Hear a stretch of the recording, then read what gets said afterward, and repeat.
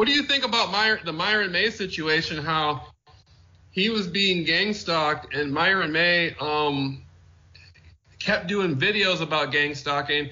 And in his last video, he talked about how everybody was a part of it. His family members were a part of it, and he wanted help. He was tired of it. And this guy was an attorney. He was educated. He was disciplined. It takes hard work to get through law school and become an attorney. Only a strong person is going to be able to pull something like that off. He wasn't weak by any extent if he became a lawyer, you know. And he kept getting gang stalked, and he did a final prayer on the internet and posted it on YouTube, and said he wanted forgiveness for what he was about to do from God. You know, he had a religious relationship and with his higher power, and he then moved on and went to a campus.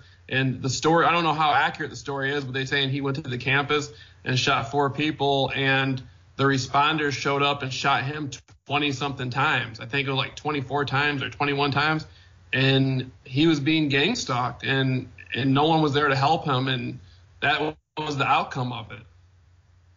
Yeah, you know, I didn't see his final video, but I remember watching a couple of his earlier ones. And I wasn't really thinking about what I had seen in the news. I just kind of came to me like I hadn't heard of it before, and I was really really feeling a connection to some of what he was saying. And then when I Googled his name and I saw what had happened, I thought, oh man. You know, that's really messed up, and you know, the more you look into it, they talk about how he had the voice to skull type stuff happening to him as well. And I'm kind of thinking it might have been the V2K that sent him over the edge, especially for somebody who's never had that happen to them. I can see how it'd be very difficult to put up with. You know, very difficult not to kind of lose your marbles, so to speak. Because, you know, my experience with the V2K started when I was a kid, and since things were already weird, it was just as weird as anything else, you know what I mean? Like, I had reference points to where I was like, well, if I was normal, this would, like, totally scare me, but given what's going on, it's not surprising me. But somebody who didn't go through that, it's if they suddenly got voice to skull, I think they would probably, like, first, like, take themselves to the hospital and try to figure out if they had schizophrenia, which is exactly what it mimics. But the thing with that, the stuff is that once it's happening to you, it's like there's nothing that stops it. I mean, you can take any medication you want, and it just doesn't go away. Yeah, it doesn't go away. A lot of people, you know, misdiagnose the person for having some sort of, you know, delusional psychosis or whatever, or they think the person may be a drug user, or maybe they do know what the person's going through, and they know they can't do it. They feel that they can't do anything about it. They're afraid to get involved. A lot of people, I think, are afraid of getting in the way of this stuff because they're afraid of the same thing happening to them, you know? And nobody can get any help from gang stalking. I've spoken to people that gone all the way as far as trying to go to the United Nations. And one woman said that I've tried everything. She tried the cops. She tried psychologists. She went to everybody she could. And then at the last point, she went to the United Nations, and then they were hanging up the phone in her face. And then she tried to kill herself a couple times. One time swallowing 120 pills, another time slitting her wrist. Both of these occurred after they took her son from her. And she didn't even know what gang stalking was, and she came across one of my videos. And, you know, she ended up getting in contact with me, and she said, no one's been able to do anything for me. Like, nobody's been able to help me. And I have so many people who come along to me, and I don't even have a high school diploma, you know, and people tell me, they say like, Jamil, there's nothing I can do. There's nowhere I can go. Nobody on this planet will give me any help. It just isn't there. They've gone through the phone books. They've gone everywhere they can. And these are people who are prone to suicide. I've spoken to people who are prone to violent outlashings, like people who, you know, literally you can hear it in their voice. Like they're ready to just go out and hurt somebody or unfortunately, maybe even kill somebody because they're being systematically tortured and stalked. And they just can't deal with it. And they come to me, and I don't, you know, it's amazing that the people are, you know, they're saying I helped them and I did these things for them. And I'm trying to put it into perspective and learn what exactly am I doing for them so I can continue doing it. But it leaves me speechless because I never even thought anything like this existed until it occurred to me 3 years ago. You know.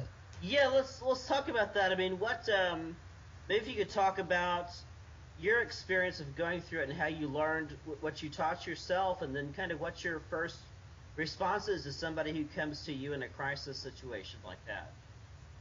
Well, I went through the first stage I went through is like most people, the confusion stage where they have no idea in the world what gang stalking is. All they know is there's been a hostile invasion of their life. They start to see people acting strangely and following them in weird ways. And at the time, I thought I was catching people doing it, but I wasn't catching anybody doing anything. They wanted me to see it purposefully. And at that time, I'm sure I had electronic weapons being used on me. I just didn't know it at the time. But the gang stalking wasn't full blast. It wasn't the brightening, the color coding, the obvious street theater. It was just light adjustments. They were making light adjustments, wanting me to see different things and watching how I reacted to it as very fear-based. And over time, I was able to develop insight into what was happening in my life. And I eventually discovered I was being gang stalked. And, there was periods where I was, hiding under cars and, hiding inside houses and stuff like that. And I didn't know what it was, and I came into the knowledge that, hey, this is gang stalking. Then it increased. The color coding increased, the brightening increased, the heavy group stalking. Everywhere I went, everybody around me was doing it and participating in it. I learned that even the people I knew my whole life were being approached and asked to participate in it. And it was one of the most horrible experiences it's probably the most horrible experience I ever experienced in my life. It was like coming across with an extraterrestrial civilization that just didn't like me, and I learned, but then what I did at that point was I decided that I'm not going to live like that. So I started approaching the people who were participating in it and telling them who I was up front and telling them I was being gang stalked and explaining to them what gang stalking was. And I did that on the streets, everywhere. And I went into stores and did it to the store owners. And I remember the hostile feeling of walking into stores. And I just got super active with it and just jumped into every store I could and just literally just talked to every single person I could about gang stalking. And then after a while, the energy loosened up. It was almost like the people behind the scenes who were networking it kind of loosened up a little bit. Like, oh man, this guy, he's in here telling everybody about it. Like, so the store owners started getting more relaxed and they started getting more cool. And then they started remembering me. A lot of times I would give them a link to my beat gang stalking courses that I was doing on YouTube.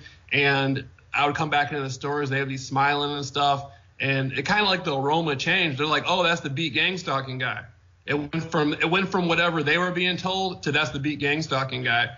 And so I like the feeling. I really like the feeling. And I started those approaches starting in Phoenix, Arizona in spring of 2016. Then I came online interviewing people June of 2016 with these courses. And, I helped people out of suicide, different sorts of things. But I was still very ignorant about gang stalking. It wasn't until late August of 2016 that I met a woman who she was participating in the gang stalking assignment. She was getting Walmart cards, PayPal money. She was cool, man. She was cute. She was a skinny redhead female, didn't have much going for her. She didn't have much money. She had come out of a really challenging life of herself, a really horrible situation. And I didn't know her too well, but she was really cool. She would come and pick me up after she would be doing gang stalking assignments on me. And she would have a Google Map phone and it would show her on the phone where to go to do the gang stalking assignment. So she had people who were coming to her using Facebook apps and using these different things and paying her to periodically drive by me with red shirts. And right after she did it, she would come and pick me up, come over to my house, stay the night and stuff. And the next morning, they would be telling her through Facebook what colors to wear. And even when I was in the car with her, she would purposely pull into certain gas stations. And I would see the entry-exit tactics of the people around us participating in the gang stalking assignments. And her participation would be fit into the overall orchestration of it. And if it hadn't been for her, I wouldn't even have the insights I have now. And so it was because of her knowledge, or her sharing the knowledge of what was happening, that enhanced my insights. I had to go through a psychiatric ward for 10 days involuntarily just for asking for a glass of water. I went on a long walk, ended up, the ambulance showed up, the cops showed up, they called the ambulance. They took me to the hospital, said I might have hypothermia. I asked for a glass of water a couple of times. My mother showed up to the hospital. They asked her if I was paranoid of people following me. My mother said, yeah, he has said there was people following him.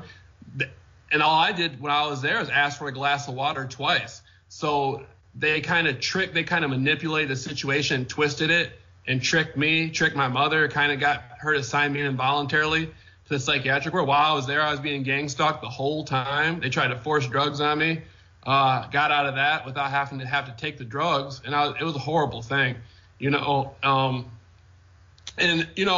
went through all these horrible experiences, but now I've come up with the confusion stage, distraction stage, sensitization stage, sound and sight, where they use people and objects mixed in with the color coding. The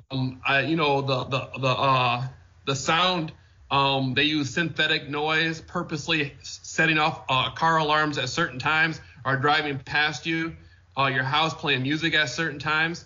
They use natural noise, people yelling and making ruckus, just to mess with you. And they do this very strategically. Technology coordinates 90% of it.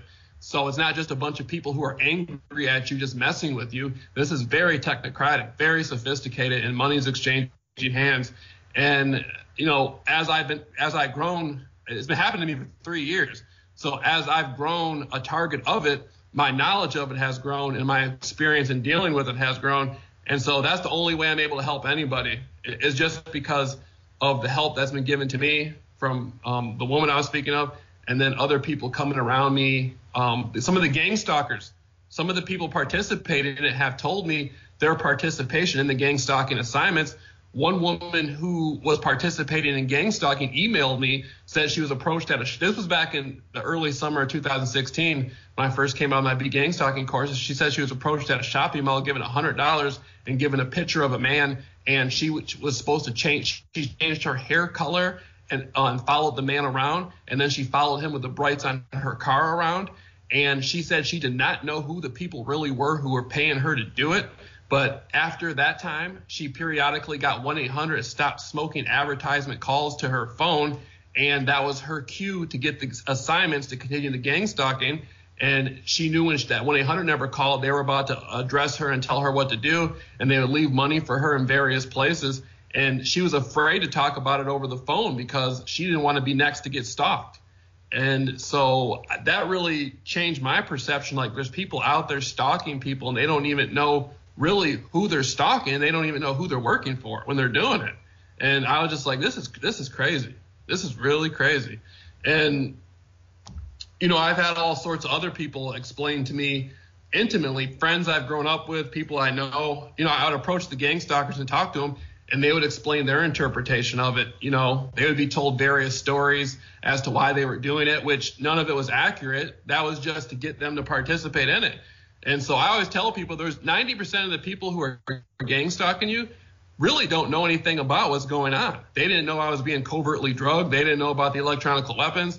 They didn't know about the death threats. They didn't know about the continuous group stalking that been happening every single day. They really didn't know about any of it. They were just playing their role to one degree or another based on how they were contacted. And so I always say there's a small group of people who are very familiar with what's happening to you, and they're hoping to do more damage whenever possible. But then there's a general group of people who have no knowledge whatsoever about what's happening to you. Some of them probably know what gang stalking is, but they're just getting their little few dollars and they're going to be gone. But so the bigger sphere of people, the 90%, those are the people I'm the most excited about talking to and getting to know. The people who already know what's going on, who mean me harm, I mean, they're going to be doing what they're going to be doing anyway. But the people participating in it who haven't got the proper education on the subject, I always let them know that can happen to them. So it's important to understand what they're a part of in case it does happen to them. And then they may be the last straw on the camel's back that pushes somebody to kill themselves or do something wrong. And so I always educate both the people who it's happening to and both the people who are participatory in it, then people who are neutral who don't have no knowledge on the subject. Yeah, I wanted to ask you, as the people who talk to you, it certainly sounds like there's sort of a black market economy going on with this. So, is there like a standard way that these stalkers are approached? Like, does somebody just randomly message them with like a opportunity on Facebook, and they just happen to be one of those people that doesn't care and just takes it up? Because most of us, we get offers like that. We're like, that's spam. That's a spam phone call. That's a spam email.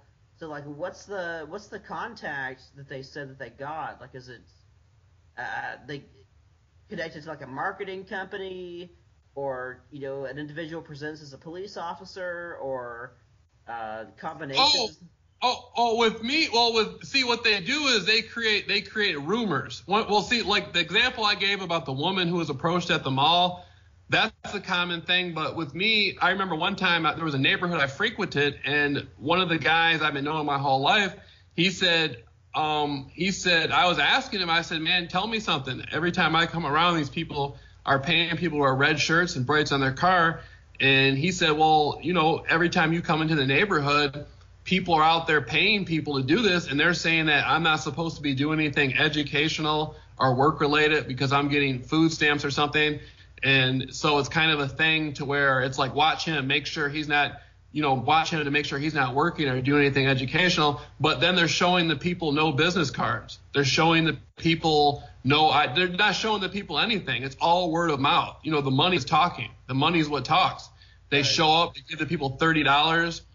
They say, watch him do this. Well, their interpretation is that they're actually doing something productive and they're working to make money. But I've seen a lot of these people high on drugs. A lot of these people are illiterate. They would be the last person anybody would come to do anything like that, in my opinion.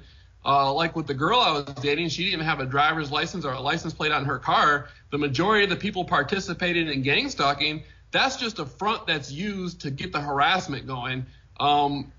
If somebody really wanted to watch you, they wouldn't need to follow you around with red shirts everywhere and brights on the car. They wouldn't. Why would they do that? That doesn't make any sense.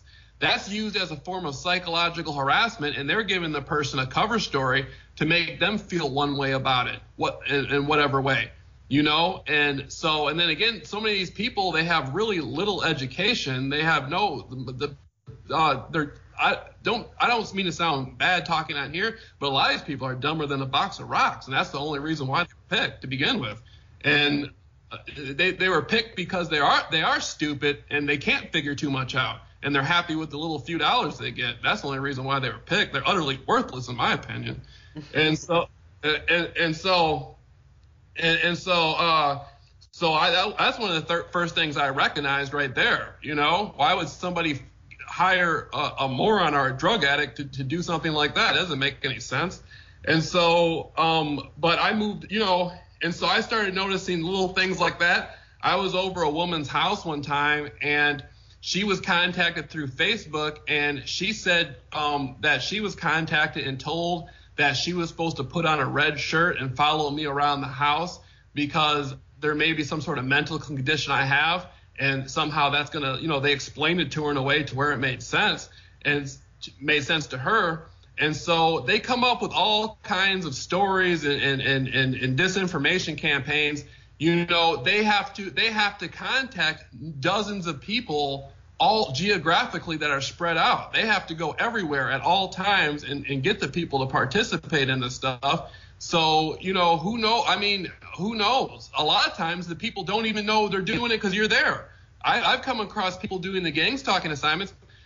They literally were told to wear a certain color shirt and go to a certain area and do something. They didn't even know why they were there. They didn't even know they were there participating. They didn't even know they were there in connection with me. They were just there. They were just there. They were just told to go there and do something. Like with street theater, they pay people to stand outside and do these little weird, strange plays and stuff. A lot of times the people don't even know it has anything to do with you. Right. They're just put there and they're just set up to do it. Another big thing I realized about this is the people themselves are approached randomly too. element of surprise is a big part of it. They're approached randomly and they're told something in the moment. Like if I go walking, I used to go walking for miles, and there would be people out in cars who would be in certain areas before I got there, and they would be paying the people to do the gang stalking assignments before I got there. And it wouldn't be a thing where they sat down and explained it to the person for an extended amount of time. It would be spontaneous on the spot. It would be spontaneous on the spot. And sometimes it looks like, hey, you want $10? You want $20? You want they give people free phones, they give people gas cards. And then when it comes into a full-time thing, people get rental cars. They get to use gang stalkers use different sorts of cars. And so I've had people who are regular stalkers who stalk me every single day, multiple times a day, and they get to use different sorts of cars, and they get, cool perks and different sorts of stuff.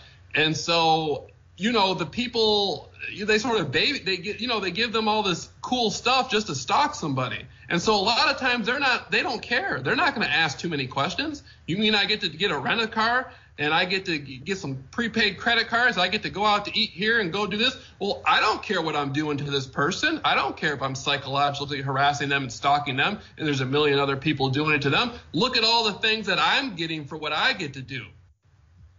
And so a lot of times they really don't care. And, they're a lot of them are trash anyway. They can convince them to do all kinds of weird, sick, strange stuff. A lot of these people do a lot of weird, sick stuff that does, they need to be put away in a nut ward somewhere from the things that I've seen them do. So that's part of it, is greed involved. Yeah. Well, do you want to talk a little bit about your beat gang stalking course? Oh yeah, my beat gang stalking course. I basically look to get the people to break the confusion level first and get them out of the house. People are paralyzed with fear, and they're put into a situation of extreme isolation. And a lot of these people are being hit with electronic weapons, psychotronic weapons. And I like to tell the person first and foremost, get out of your house and go somewhere and approach the people who are doing it to you. And you don't have to talk to them. Start by waving at them. Just start waving at them. I used to stand on the corner and wave at them. And then I started approaching them and talking to them. If you're being gang stalked by high numbers of people, sitting in your house afraid of the world, isolated, is not going to help you a bit. You need to start interacting with these people and, talking to them just like you used to before gang stalking happened. And then when you get the opportunity, you can let them know how you feel about what's happening to your life, and then get in the habit of speaking openly about it. That's going to break the fear and isolation by at least 50%, because it's a psychological, it's very spiritual as well, but it's very psychological. And if you don't do anything, they're going to sensitize you to it, because color perception, the brain waves, alpha, beta, theta, gamma, the brain waves are being sensitized through these colors. Neuro-linguistic programming is used. The sensitization of it can literally put somebody in a state of semi-mind control, or basically make the person so depressed and feel so alone that they kill themselves. So you don't want to waste any time. You want to take action immediately. If you're listening to this right now and you're being gang stalked and you're in your house, take action immediately and go outside and start walking and talking to people about it. There's been people who told me that I saved their life. They were in their house, they couldn't get out. Next thing you know, they were outside approaching people, talking to them about gang stalking, passing out flyers and interacting with people. And that's the kind of healthy, and you do it respectfully and responsibly. Don't approach anybody in an aggressive manner, or don't hold any sort of grudge. You be respectful and polite and kind to the people. Speak to them intelligible, and you'll get very far. And that's the kind of methods that I started using with people. But now I'm working on brain optimization. I'm teaching people a little bit more about listening to certain sorts of music and tones and frequencies to open those neural pathways back up in their brain that have been attacked. And I teach people to spend as much time out in nature as possible. If they're not out in nature now, they need to go out camping for a couple days, or at least go on as many walks as they can out in nature, drink a lot of water, and get into healthy subjects like color therapy, meditation, prayer. Then I teach people about emotional healing. The distraction stage of gang stalking will use people, if you're a man, they'll try to get the women to purposely do all kinds of things to you and mess with your emotions. They'll use very deep psychological attacks on people. And so I teach people to get themselves in an emotionally balanced atmosphere and to leave the silliness behind. These people participating in this stuff, they're silly people. They're being paid to do all sorts of silly stuff, but the effects that they're having are detrimental. Just because they're silly people and they're doing silly stuff doesn't mean that the effects are detrimental. And so I teach people, those basic things right there. Approach the gang stalkers, get involved, go out into nature as much as possible, not just talk about it, but actually do it. Listen to get your brain waves right, study opening the neural pathways, go down and get a massage. A lot of times the isolation's so bad, humans are creatures who need touch. They need emotional touch. Go down and get yourself a massage. Start to do other things in your life that you haven't did before. And, really start taking stuff seriously. Now, talking about it helps too. That's why I do the crisis counseling that I do. Sometimes I talk to people for like 2, 3, 4, 5, 6 hours. I've had 7-hour conversations with people on the phone. And so everybody's welcome to call me and contact me. If you, Josh, I'm pretty sure we'll put an email up for them or a link where they can get a hold of me. And talking about it like we're doing right now, they can call me, talk for hours. It's no big thing. That's going to help them a lot. And then there's ways that they can explain this stuff to their family members. I'm open to doing, interventions for people. If they have a husband or a wife or, a brother or a sister or a mother or a father or a coworker or a boss, and they're having a real difficult time of explaining this stuff, I can help with help the person come up with some great ideas for some interventions. Myself, I went through covert drugging a lot. A lot of people are paranoid about going to eat at restaurants. I started working on my courses again in spring of 2016 while I was going to restaurants. My food started being drugged. I didn't even know what was in the drugs. To this day, I don't know what I was drugged with. I know it was a horrible feeling, and it happened multiple times. I don't even know the damage that's been done to myself because of it. But, I started going into restaurants, and I'd walk in and say, I want to talk to the manager. And everybody, before I even got into the restaurant, the gang stalking would be going on. People would be there doing the assignments. And, I'd go in there, I'd slick my hair back and stuff and go in there and say, I want to talk to the manager. And I would sit down and talk to the manager. And sometimes I would type up paperwork about information on gang stalking and statistics about it. And I would come, respectful and kind, but I would have strong, aggressive education there for them. And, I learned right away, don't be a victim. Don't be a victim, because the people who are targeting you with the gang stalking, they want you to be a victim. That's what they want. That's what the money's being spent for. That's what the networking is going to. So you're a victim. So your job is to make sure that you are not the victim. You're not going to play the victim role. So type up some paperwork, or I started writing out by hand, and I'd go in the restaurant and just speak to them about it openly, and the managers a lot of times are very cool. And there was a couple instances where I know I was not drugged just because of that.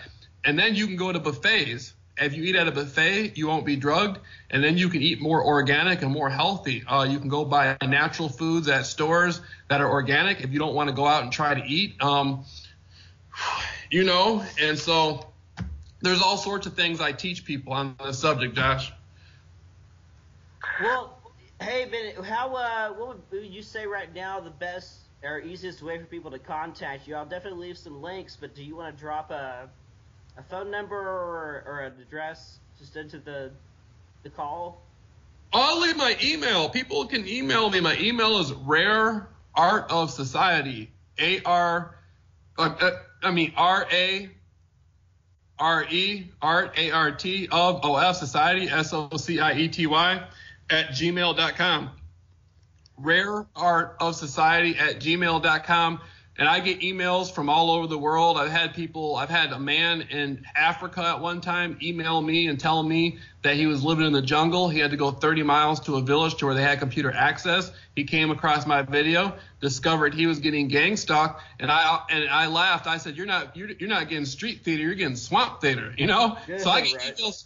I get emails from people from all over, and so I'm open to talking to new people and teaching people, and hopefully people can teach me. And if anybody wants to donate, that'd be a wonderful. Every dollar helps, and every dollar counts, and every dollar will go to educational courses and saving people's lives. Because I'm not that intelligent, so right now I'm working on getting myself more literate and more up to speed with what general psychology is, so I can really have healthy, educated answers for people. All knowledge is self-knowledge. And so, I'm not a psychologist. I'm not none of that. I'm not trying to be, and I don't present myself like that. I just get gang stalked, and I help people who contact me who want to talk about it.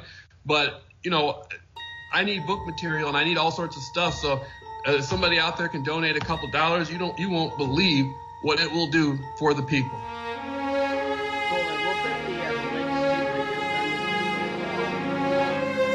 Sweet. Hey man, it's been an awesome conversation. We're gonna go ahead, I guess, and wish everybody a good night.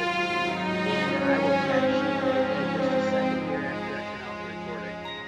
Yeah, sounds wonderful. All right, man. Thanks for coming on. Yeah.